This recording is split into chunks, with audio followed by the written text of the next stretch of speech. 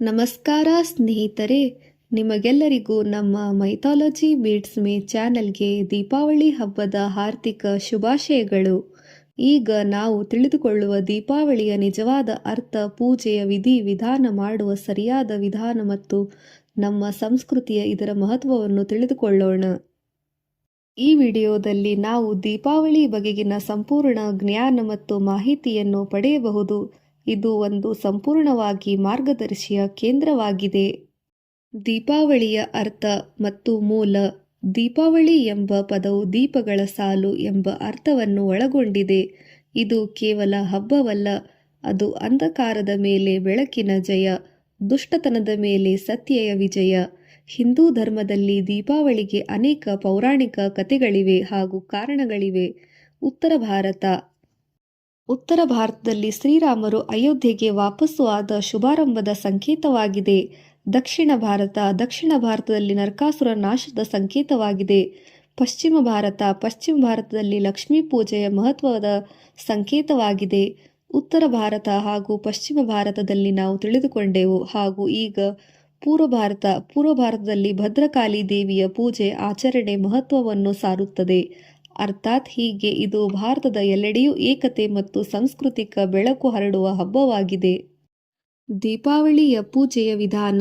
ದೀಪಾವಳಿ ಪೂಜೆ ಬಹಳ ಶುದ್ಧತೆ ಮತ್ತು ನಿಷ್ಠೆಯಿಂದ ಮಾಡಬೇಕು. ಇದನ್ನು ಲಕ್ಷ್ಮೀ ಪೂಜೆ ಎಂದೂ ಕರೆಯಲಾಗುತ್ತದೆ. ಪೂಜೆಗಾಗಿ ತಯಾರಿ ಮಾಡಿಕೊಳ್ಳುವ ವಿಧಾನ. ಮನೆಯನ್ನು ಸ್ವಚ್ಛತೆಯಿಂದ ಕಾಪಾಡಿಕೊಳ್ಳಿರಿ.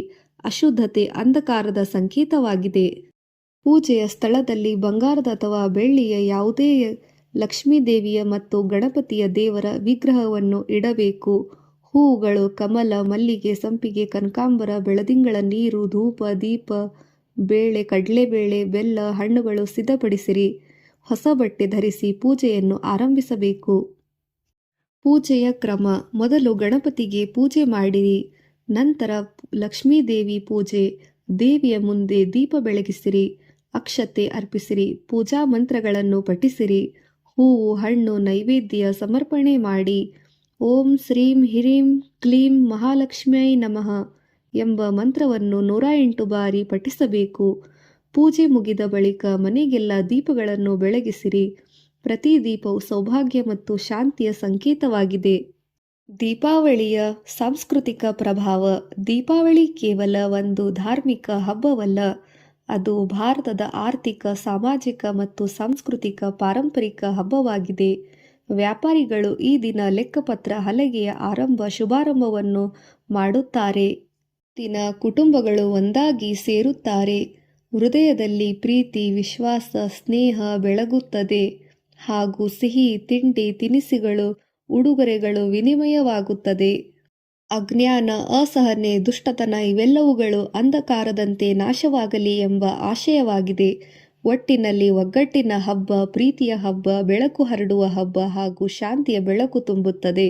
ದೀಪಾವಳಿ ಹಬ್ಬದ ಸಂಕೇತವಾಗಿದೆ. ಕರ್ನಾಟಕದಲ್ಲಿ ದೀಪಾವಳಿಯ ಆಚರಣೆಗಳು. ಕರ್ನಾಟಕದಲ್ಲಿ ದೀಪಾವಳಿಗೆ 3 ಪ್ರಮುಖ ದಿನಗಳಿವೆ. ನರಕ ಚತುರ್ದಶಿ ಮತ್ತು ಎಣ್ಣೆ ಸ್ನಾನ. ಬೆಳಗಿನ ಹೊತ್ತಿನಲ್ಲಿ ಎಣ್ಣೆ ಹಚ್ಚಿ ಸ್ನಾನ ಮಾಡುವುದು ಪವಿತ್ರ ಪದ್ಧತಿಯಾಗಿದೆ. ಇದು ನರಕಾಸುರ ನಾಶದ ಸ್ಮರಣೆ ರೂಪದಲ್ಲಿ ಆಚರಿಸುವ ಹಬ್ಬವಾಗಿದೆ. ಎರಡನೆಯದಾಗಿ ಅಮಾವಾಸ್ಯಾ ಹಬ್ಬ, ಲಕ್ಷ್ಮೀ ಪೂಜೆ ಎಂದೂ ಕರೆಯಲಾಗುತ್ತದೆ. ಈ ದಿನ ರಾತ್ರಿ ಮನೆಯ ಬಾಗಿಲುಗಳ ಹತ್ತಿರ ದೀಪ ಬೆಳಗಿಸಲಾಗುತ್ತದೆ. ಸಂಪತ್ತು ಮತ್ತು ಶಾಂತಿಯ ರೂಪದ ಸಂಕೇತವಾಗಿದೆ. ಮೂರನೆಯದಾಗಿ ಬಳಿಕದ ದಿನ ಪಾಡ್ಯ.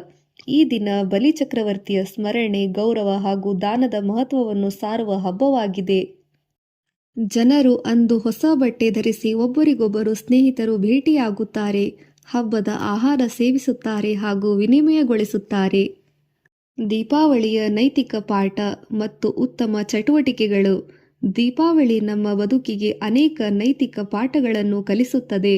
ಶುದ್ಧತೆ, ಸತ್ಯ ಮತ್ತು ಧರ್ಮದ ಮಾರ್ಗದಲ್ಲಿ ನಡೆಯಬೇಕು ಮತ್ತು ಅಂಧಕಾರ, ಅಜ್ಞಾನ, ಅಸಹನೆ ಇವು ಮನೆಯಿಂದ ಮತ್ತು ಮನಸ್ಸಿನಿಂದ ಹೊರತೆಗೆ ಹಾಕಬೇಕು. ಹಿರಿಯರ ಆಶೀರ್ವಾದ ಪಡೆಯಬೇಕು. ಬಡವರಿಗೆ ಸಹಾಯ ಮಾಡಬೇಕು. ಪಟಾಕಿ ಸಿಡಿಸುವ ಬದಲು ಪರಿಸರ ಸ್ನೇಹಿ ದೀಪಾವಳಿಯ ದೀಪಗಳನ್ನು ಹಚ್ಚಿ ಆಚರಿಸೋಣ. ದೀಪ ಬೆಳಗಿಸುವುದಷ್ಟೇ ಅಲ್ಲ, ಮನಸ್ಸಿನೊಳಗೆ ಬೆಳಕು, ಜ್ಞಾನವನ್ನು ಬೆಳಗಿಸೋಣ. ದೀಪಾವಳಿಯ ಆಧ್ಯಾತ್ಮಿಕ ಅರ್ಥ. ದೀಪಾವಳಿ ಹೇಳುತ್ತದೇನೆಂದರೆ, ಅಂಧಕಾರದಿಂದ ಬೆಳಕಿನ ಕಡೆಗೆ, ಅಜ್ಞಾನದಿಂದ ಜ್ಞಾನಕ್ಕೆ, ದುಃಖದಿಂದ ಶಾಂತಿಗೆ ಹೋಗುವ ದಾರಿ ಇದಾಗಿದೆ. ಪ್ರತಿ ದೀಪವು ಒಂದು ಆಶಯದ ಸಂಕೇತ.